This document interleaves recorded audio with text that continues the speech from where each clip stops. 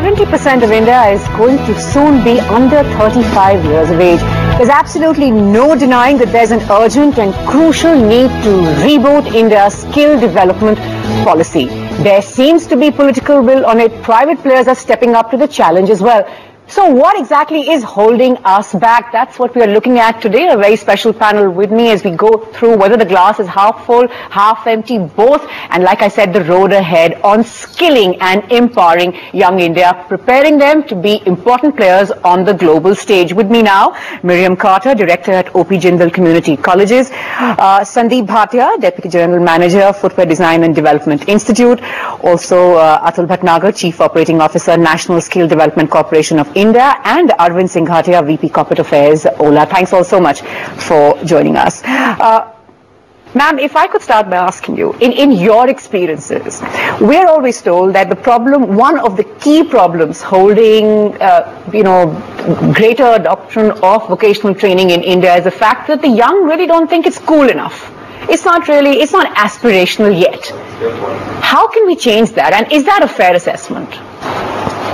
For anything to be aspirational, one has to have information and know what is available, what the career pathways are for whatever is available, and when we're talking about skilling and vocational education. And so it's just unfair to say, well, the young people think it's not cool. They don't know. Right. And so we as skills development agencies and providers have an obligation to educate not only the youth, but their parents, but the villages and the villages. And all in the country, what vocational skills are all about. What are the training requirements? How can I leverage what I'm learning here to sort of improve my condition, to sort of get to where I want to be? Exactly. Mr. Bhatia, you were telling me earlier that actually you were seeing a bit of a shift. You are now seeing people who are perhaps more open to this. Yeah. Here I'd like to quote that maybe the movies like Three Idiots has opened up new doors for everyone, because it is quite understanding now that everybody can't be a engineer or a doctor. So the focus is changing. As I come from an institute where we are offering professional programs in the field of footwear, retail and leather goods. I understand down the line, 10 years back maybe, it was very difficult to really aspire students for footwear technology. Right. But right now, the candidates are coming to us because they understand that there is a growth in this particular sector. When there was a time of recession, even the people who were working in IT on a bigger level, on a maybe higher scales, they were also feeling that they are left out. But in the sectors which are very, very on a growth like lifestyle sector in India, so the students are also aspiring for it. Right. So they wish to join the programs into these particular areas. Right. You know, Arvind, for the longest time, that has been the problem, that what is the value? When Miriam talks about we don't have information, people don't know how they can leverage this more, they don't know what the value attached is, and there's also a societal perception that this is not what we want to do. Someone like yourself, empowering people to sort of take charge of their lives, training them to drive cabs, to learn to drive cars, and women also. Is there a real change on the ground, and what is the demand supply looking like at the moment? So you raise a very valid point here that this social perception of a driver. So before we came in picture, we are a very young company. It's like 3.5 years when we are in this country. Before that, majority of the drivers were considered as either the bus drivers or the truck drivers or traditional city taxi drivers. Right? There was nothing like so the cabs that we run, is the technical term for them is intermediary public transport. So there were no organized way of intermediary public transport in the country before we came in picture.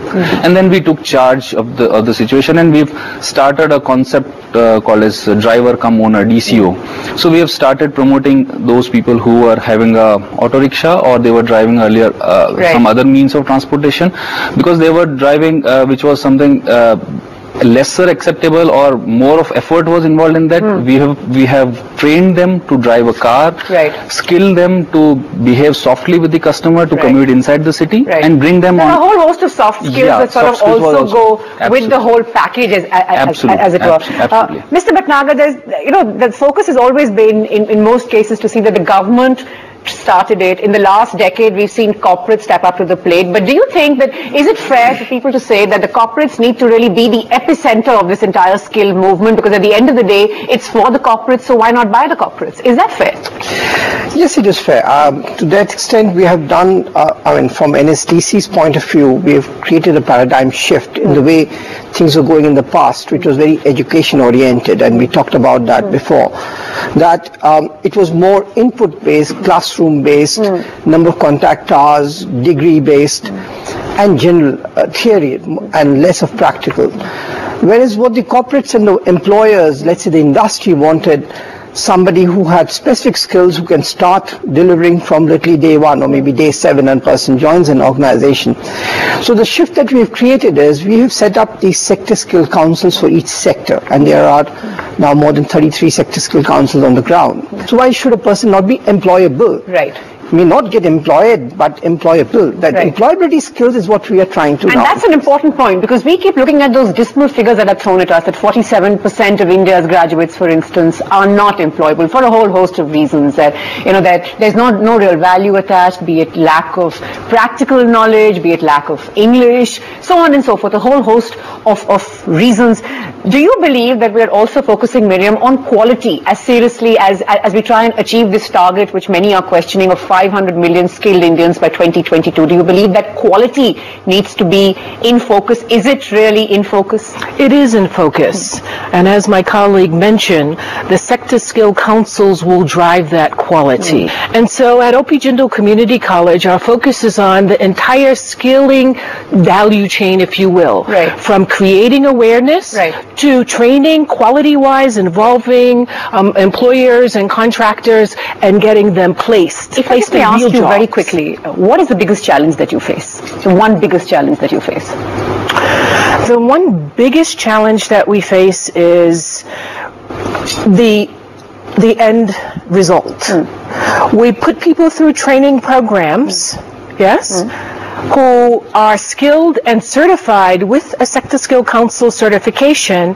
The challenge is having those Sector Skill Council certifications be recognized by industry, by employers, by the end users. Mr. Bhatnagar, just comment on that quickly. It's this certification that has also been in focus. And what value do I attach to it? When I look at it, should I know instantly that, like, this person is fully certified? I do not need to sort of bank on the fact that did not attend, say, a conventional college or an institution. Miriam, just to add to that, the certification has now been recognized. It's been put in the same league as your other certificates on NCVT or CBSE and all. So that's just coming. This is like very good news in the last 3 weeks. Creating that system awareness by which people can not only get trained and be recorded in the database, but can be also looked at by the employers and even abroad. So our system is now talking to some 20 e-recruiters. So anybody who's as an unemployed person kind of goes there. So it's like a mini portal which can supply data to a whole lot of people. And that awareness is building up with not only from the trainee, but if the person doesn't show his mettle or her mettle, then obviously you won't get a job. Now, as far as quality is concerned, we now for the first time have standards. Previously it was like training for anything and everything, really. Just train them, basically. Just train them. Now we're talking of job roles. Now we're talking of job roles, very specific job roles. And what does a job role require? We need to sort of structure what we have to offer to suit a whole variety of needs and all of that. Everybody cannot be a manager. You need people on shop floor level also in each and every area. And which is what I think the point that you were making, Arvind, also, that we need respectability. You talked about focusing on women drivers, getting them out there, empowering them. But then again, the question on quality is back in focus. How can one really assure that, say, perhaps in your line of work? So recently we have tied up with Automobile Skill Development Council, ASDC, and few NGOs who will do the sourcing for us, for the women drivers. So as an entrepreneur and as an corporate, I'll be able to provide them the final employment, as well as I can bring them on my platform so that they can earn a respectable earning for themselves. But for the training quality and for the for bringing and convincing the women to come on board on our platform, the role of ASDC as well as the role of NGOs who are working in that domain has become all the more very important. And as what Mr. Bhatnagar has said, assessment plays a very crucial role, because if the assessments are appropriate, obviously we'll be getting good quality drivers for our platform. Our role has become more important because then we have created our own systems of rating the drivers by the customers, and that will also filter out the people who are on our platform. So but the good part over here is now there is an option available. So Miriam, if I could get you on that. There are a number of different schemes, government schemes, that fund skill development and quality skill development, and that's our focus. That's our challenge also. There's another big challenge I think all of my colleagues would agree to, and that is finding quality instructors. We've got a lot of change in the skill development ecosystem, and we've got individuals who have been trained in the old way, the input method, and not the output method. So there's an unlearning that needs to be done down here. And in fact, good quality teachers and good quality teaching, of course, that's even conventional education in India sort of has faced grappling with the same changes. Let's slip into a quick break, back with lots more as we take a look at skilling India and the road ahead. Back right after this.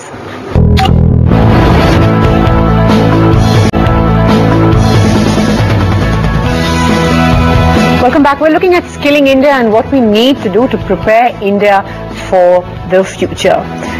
When we look at the stats, they're not always very heartening. When we look at, just over 5.5 million Indians enrolled in vocational training as compared to over 11 million in the US, 90 million in China, the one country that we're always trying to match up to or seeing, whose graph stands where. But that's the figure. So there's 90 million in China, and there's just over 5 million in India. And we're looking at a world where the need for manpower is going to rise. And it's not just India. We're looking at preparing our youngsters to play a role on the international stage to fill in that deficit. You were making an important point earlier, Mr. Bhatia, that if you are in the reasonably big towns or the more urban pockets of India, then access to these skills are perhaps easier. It's the Mufassal towns. It's the India that for very often, unfortunately, is even off the map, that the challenge is perhaps the greatest. I'll get you in and then Miriam. Yeah, in fact, what we observe, we have campuses in the places like Chhindwara in MP. So we found out that there are not much of options available for students to go for these vocational kind of training.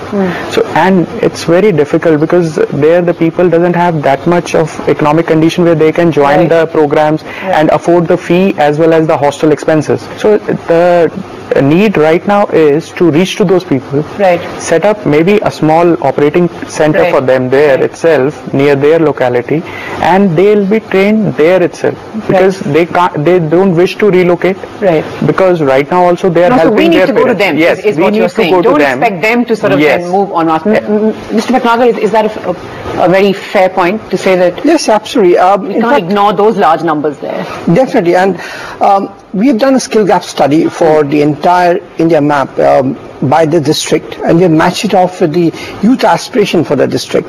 So wherever the skill gap is high and the youth aspiration is high, you've got a proposition there. So that is there, and that information needs to reach out to whether it's potential trainees or employers or training providers, whichever way. And that can be seen on our website, nsdcindia.org. Right. Miriam, on the ground, in these small towns of India, you are sort of actively engaged in these kind of communities on the ground. What's the scenario like? What are the opportunities like is actually what I want to know. The opportunities are many if you think outside the box.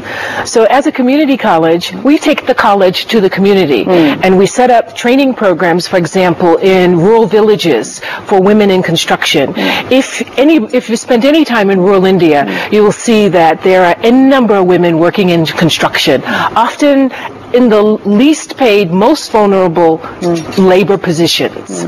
And so what we decided is, let's skill them up so that they can vie for contracts, so that they can make a decent living wage. So in order to do that and to break sociocultural barriers, we've taken training to the villages, and that has been very successful in a program that we call Aprajita. Right. I think there's something common to both what you're doing and what Arvind's doing is also that, you know, the challenges that you face is just not beyond skilling, but you're also, there's a mindset change also underway. So you're sort of, in a sense, to my mind, working on two parallel tracks, telling them it's okay.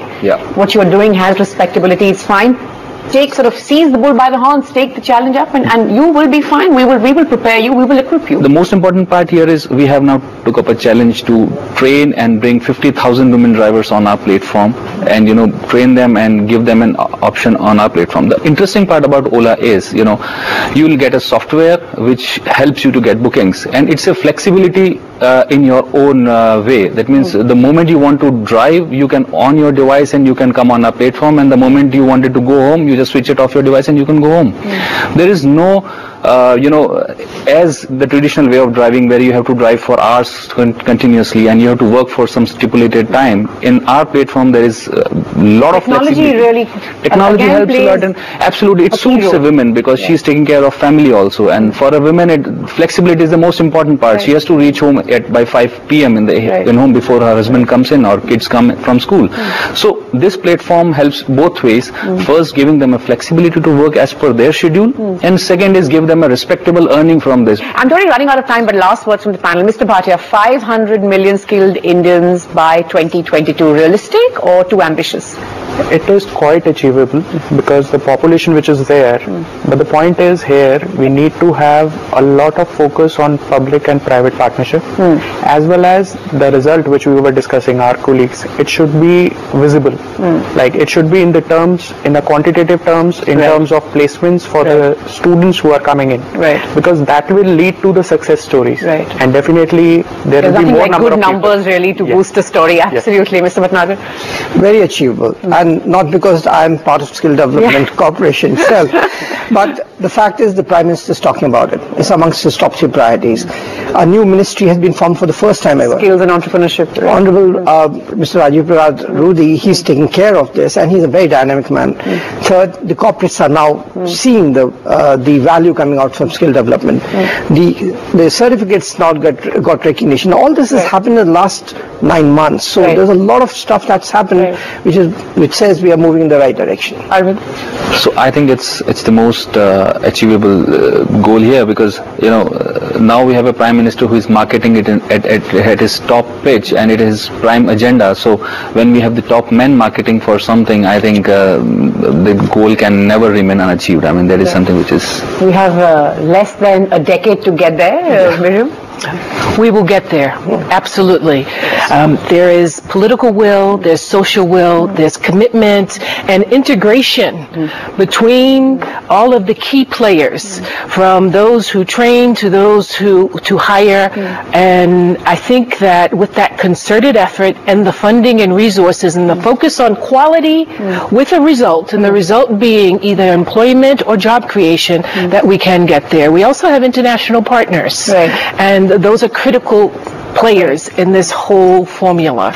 So yes, I think the policy framework is in front of us to assure quality, to assure the development of proper instructors, to ensure placement, and not Skill India, really Skill India, and with a purpose. Look at the larger picture, really. Look at the larger picture. Look at everything. Look at the end result. Look at the numbers. Look at how tangible the results are really going to be. That's a really optimistic note to end on. We have less than a decade to hit that magical number of 500 million. Will we get there? Well, like the panel has been saying, a concerted effort that needs to be made, but perhaps we may at least be on the right path. Last word on this not been spoken. We'll be back with so much more. Thanks all so much for taking our time to speak to us today. It's a wrap then. Goodbye. Thanks for watching.